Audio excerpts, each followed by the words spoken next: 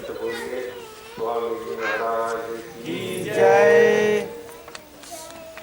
बड़ी सौभाग्य की बात कि आज हम लोग सिवान से माधवपुर में महाराज जी बुला लिए। धन्य है हम लोग।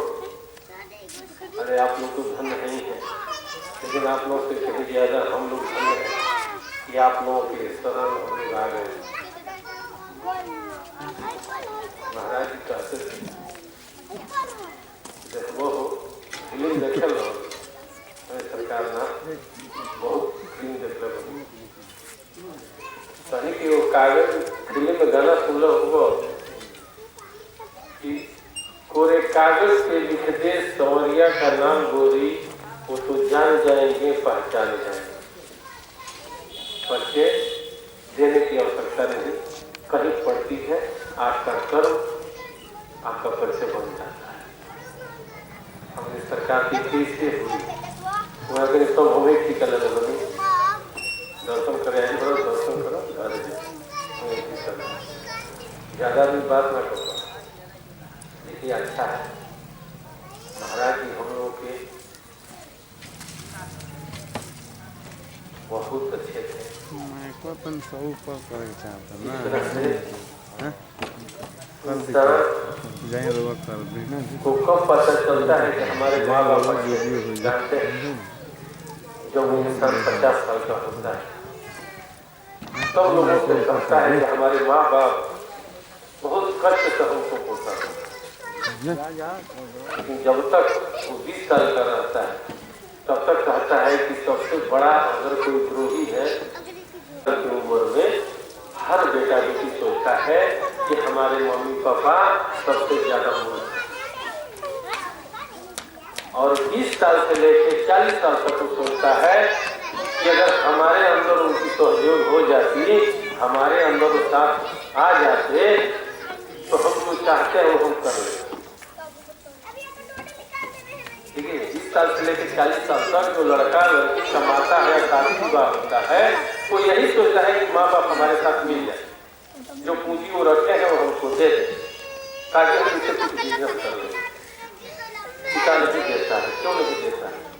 इसलिए कुछ जानता है जब तुम्हारा उम्र नहीं हुआ, लेकिन जैसे ही वह व्यक्ति 50 जब पार करता है तो उसको समझ में आता है कि अच्छा होगा पापा ने हमको पैसा दिया,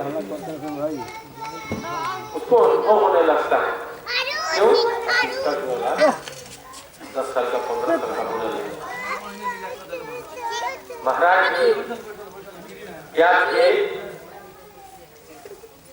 अभी जहाँ है इस सबके बस का नहीं, सबके बस का नहीं है जान लेना। देखिए कहते हैं हम महाराज जी को जानते हैं। यहाँ जितने लोग बैठे हैं इसमें जिससे पूछिएगा वही तो कहेंगे कि महाराज जी को हम जानते हैं। भगवान को हम जानते हैं, हम भगवान को जानते हैं, महाराज जी को जानते हैं। हो गया, सामने वाला भी खुश हो जाता है कि भाई महाराज जी को जानते हैं। लेकिन जैसे ही कोई समझदार व्यक्ति पूछ देता है कि क्या आप महाराज जी को जानते हैं कि महाराज जी की जानते हैं, भगवान को जानते हैं कि भगवान की जानते हैं, तुरंत तो बोलता है कि भ्रमित कर रहे हैं। क्यों? इसमें मेहनत पड़ेगा। हम महाराज जी को जानते हैं बस बहुत है हमारे लिए, लेकिन हम महाराज जी की जानते हैं इसमें कठिनाई है। क्या कठिनाई है कि महाराज जी को जानते हैं तो मोड़ लाकर सबसे बोलेंगे भैया प्रणाम, भैया प्रणाम। जिस मोड़ पर मिले अरे गुरुदेव क्या हाल है, बहुत बढ़िया, ये सिंचाई के लिए पता नहीं उनके जेब में कहाँ का पैसा है, कैसा है, वो दवा के लिए जा रहे हैं या सब्जी के लिए जा रहे हैं। लेकिन महाराज जी को जानते हैं, प्रणाम भैया, गुरु भाई है, गुरु बहन है, सब है, एक दूसरे को बस मिल गया, खा लिया, चल दिया, बहुत हमारी इज्जत होती है। इससे महाराज जी को जाने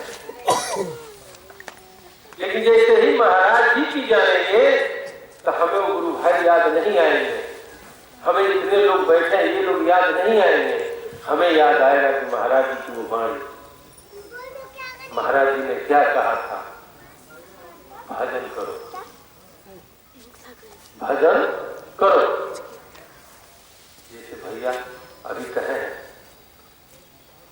कि भजन जरूरी है, सही है, भजन एकदम जरूरी है। भैया थोड़ा देर सोचिए आप लोग, इसमें कितने लोग जानते हैं कि जो गुब्बारा होता है वो हवा से ही खुलता है? सारे लोग जानते हैं। जो गांव में फुलौना होता है, बच्चा लोग खेलता है, वो हवा से ही खुलता है ना। लेकिन ये कौन जानता है?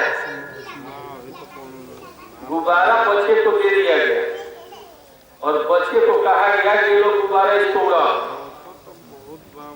क्या गुब्बारा उड़ जाएगा? और बच्चा उस गुब्बारा को लेकर के पूरा गांव घूम रहा है, मेरे पापा ने गुब्बारा दिया, मेरे पापा ने गुब्बारा दिया, इसको उड़ाओ। उसको उसी में शांति मिल गया, वो जान गया कि बस गुब्बारा उड़ता है, मेरे पास उड़ रहा है।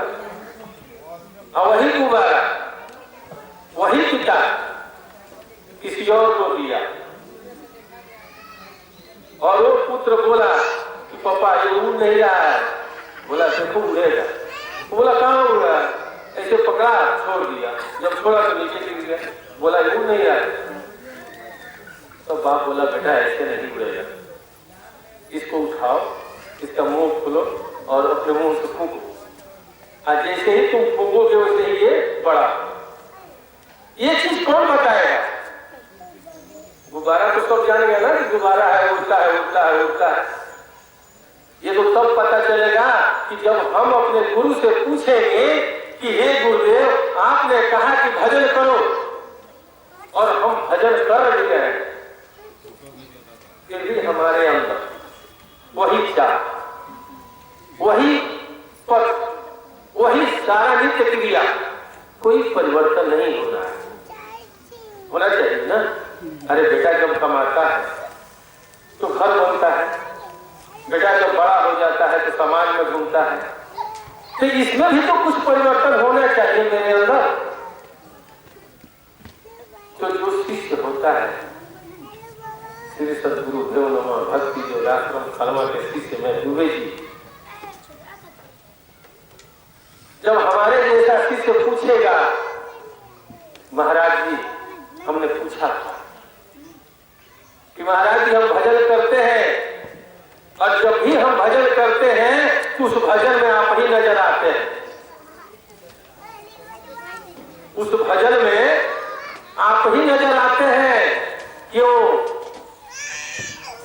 महाराज जी हंसने लगे, क्योंकि वहां जाने के बाद होता था कि जल्दी कीजिए उठिए, जल्दी कीजिए उठिए, वहां कुछ लोग खड़े रहते, लेकिन जैसे ही डूबे पहुंचते थे वहां कोई नहीं बोलता, कोई नहीं बोलता था। आप तो पता कर सकते हैं लोग जिंदा।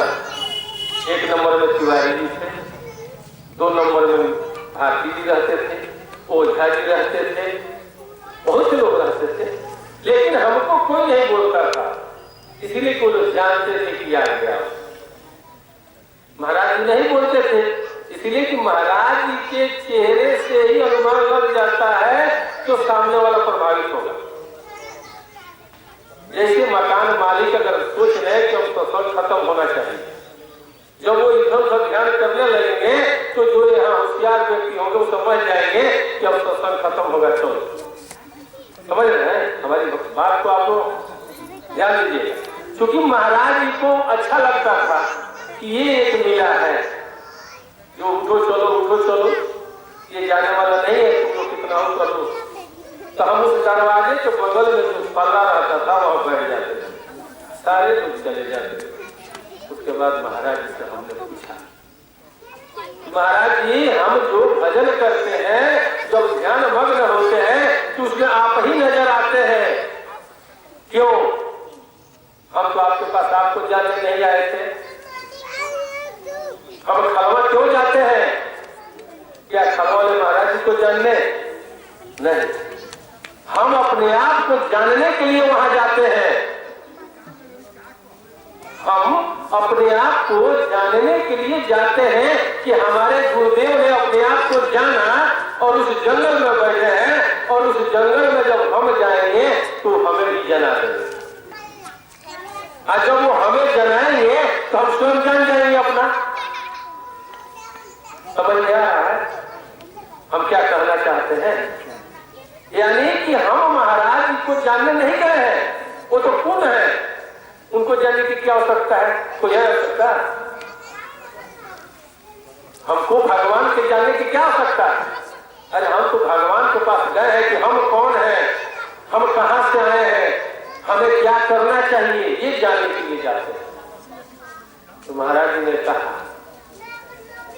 कि तो व्यक्ति को चाहिए हमें सरकार दूसरा इच्छा जा। फिर हम अपना दंडवत किए, वहां से चल दिए। तो 1 महीना बीता, 2 महीना बीता, 3रा महीना में महाराज जी ने कहा कि जौन हम कहा के डेले बनी, ऐसे भी वो कहते कि जो उन्होंने दिया वो तीनों लोग पूरे ब्रह्मांड का मालिक भी उसी को जपा।